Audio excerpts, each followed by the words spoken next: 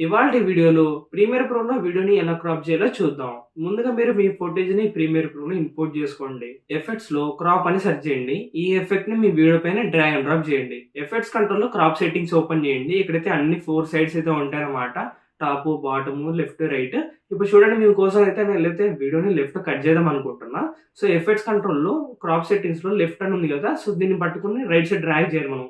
So, drag ఎప్పుడైతే చేస్తామో video కూడా మొత్తం కట్ అవుతూ వస్తదనమాట.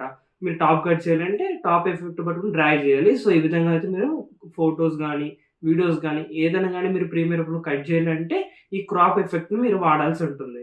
మన వీడియోస్‌కి చాలా అంటే చాలా మంచి రీచ్ అయితే వస్తుంది యూట్యూబ్‌లో అయితే. ఎవరైతే చూస్తున్నారో కొంచెం సబ్స్క్రైబ్ కూడా అయితే చేసుకోండి. చాలా మంది సబ్స్క్రైబ్ చేసుకోకుండానే మన వీడియోస్ అయితే చూస్తున్నారు.